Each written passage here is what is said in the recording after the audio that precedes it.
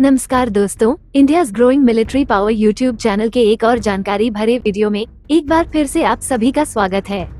आज हम बात करेंगे भारत का स्वदेशी 5th generation stealth fighter AMCA program से निकल के आई एक बड़ी अपडेट के बारे में।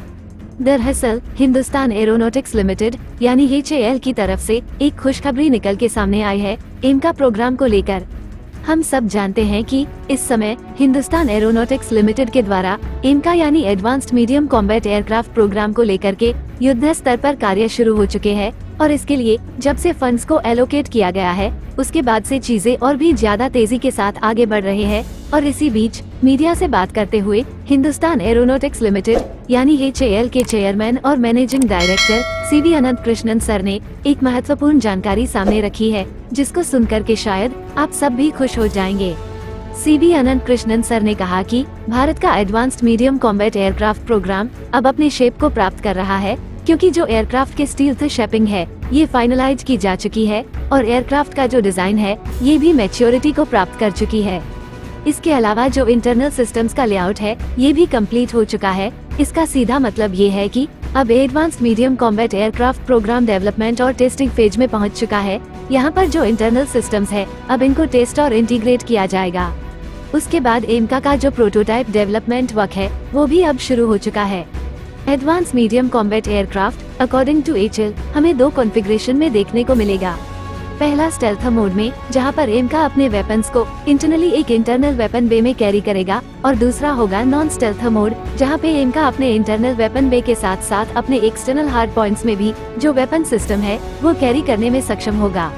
देखिए, हम सब जानते हैं कि इस समय पूरी दुनिया में बहुत सारे देश 5th generation stealth fighter aircraft को विकसित कर रहे हैं और ऐसे में भारत भी पीछे रहना नहीं चाहता था और भारत ने भी तुरंत इसके लिए जो अप्रूवल है वो ग्रांट किया है।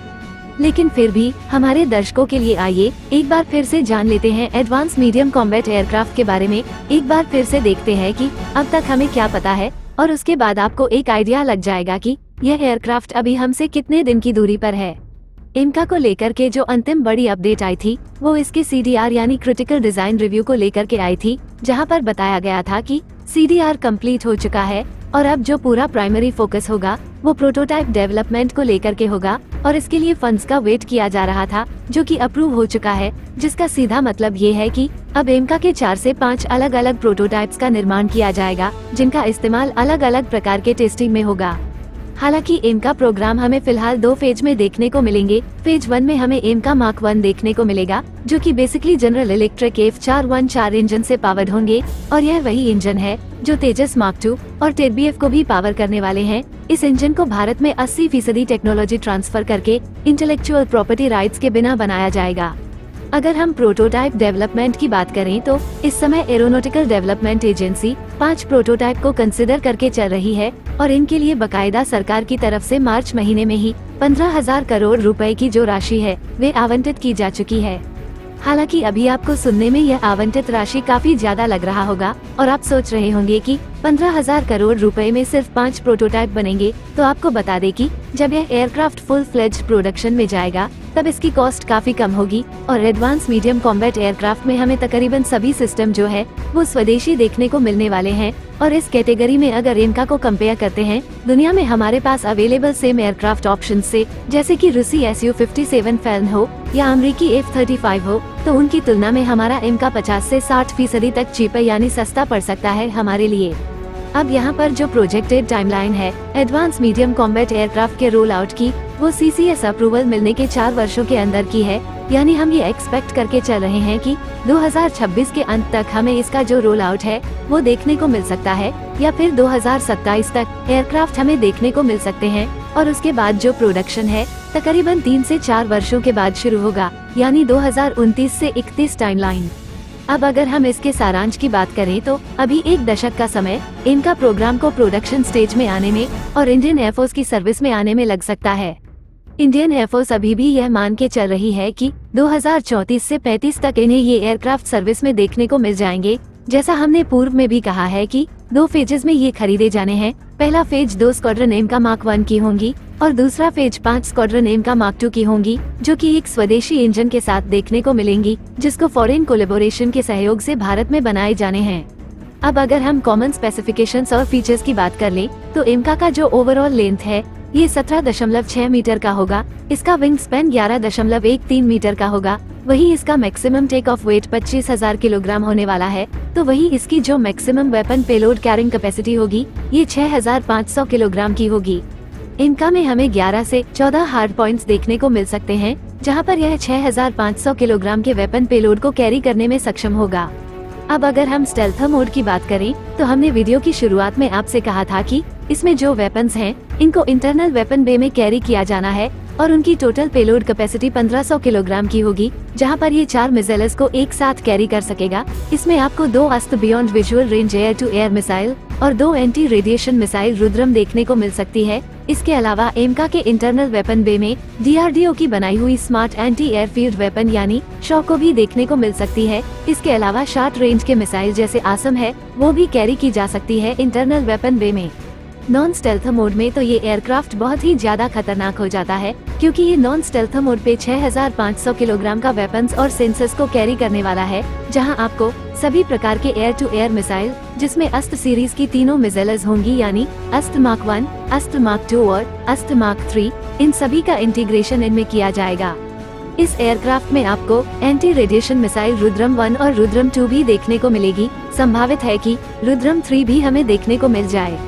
इसके अलावा MBDA की Meteor beyond visual range air to air missile जो फ्रांसीसी रफेले, यूरोफाइटर टाइफून और स्वीडिश ग्रिपेन ई की ताकत है वो भी संभावित एमका के स्ट्राइक पैकेज का हिस्सा होने वाला है। शॉर्ट रेंज मिसाइल में आपको आसम देखने को मिल सकती है। इजरायली पाइथन और आई डर्बी जैसे मिसाइल भी हमें एमके में देखने को मिल सकते हैं। अब अगर हम एडवांस मीडियम कॉम्बैट एयरक्राफ्ट की फ्यूल कैरिंग कैपेसिटी की बात करें तो ये 6,500 किलोग्राम की है। यहाँ पर ये LCA यानी लाइट कॉम्बैट एयरक्राफ्ट तेजस की तुलना में 2.5 गुना ज्यादा फ्यूल कैरी कर सकेगी, क्योंकि LCA की जो फ्यूल कैरिंग कैपेसिटी है वो 2,400 किलोग्राम की है। इसकी जो मैक्सिमम स्पीड होगी ये मैक 2.15 की होगी, यानी तकरीबन 2,600 किलोमीटर प्रति घंटे की होने वाली है। इसकी कॉम्बैट रेंज 1620 किलोमीटर की होगी। वही इसकी सर्विस सीलिंग 20 किमी की देखने को हमें मिल जाएगी। अगर हम इनके स्टेल्थ फीचर की बात करें तो एडवांस मीडियम कॉम्बैट एयरक्राफ्ट में हमें सर्पेंटाइन एयर इनटेक देखने को मिलेंगे जो इसके इंफ्रारेड सिग्नेचर को रिड्यूस करेंगे। वही इसमें आपको इंटरनल वेपन बे देखने को मिलेंगी और यहाँ पर अलाइंड एजेस देखने को मिलेंगे और यहाँ पर आपको रडार एब्जॉर्बिंग मटेरियल का हैवी इस्तेमाल देखने को मिलेगा, जो कि इसके डिजायर्ड स्टेल्थ कैरेक्टरिस्टिक को प्राप्त करने में सहयोग करेंगे। इसके अलावा आपको यहाँ पर डाइवर्टलेस सुपरसोनिक इंटेक देखने को मिलेंगे, जो कि इसके जो फैन ब्लीड्स के इंफ्रारेड सिग्नेचर हैं इनको रिड्यूस करने में सहायता प्रदान करेगा। इनका में एडवांस उत्तम ऐसा रडार देखने को मिलेगा जो कि गैलियम नाइट्राइड बेस्ड होने वाले हैं। इसके अलावा आपको इसमें infrared search and tracking system देखने को मिलेगा, जो कि ऑलरेडी इस समय DRDO के द्वारा टेस्टिंग से गुजर रहा है। इसमें आपको एडवांस और इंटीग्रेटेड इलेक्ट्रॉनिक वॉरफेयर स्वीट देखने को मिलेगा।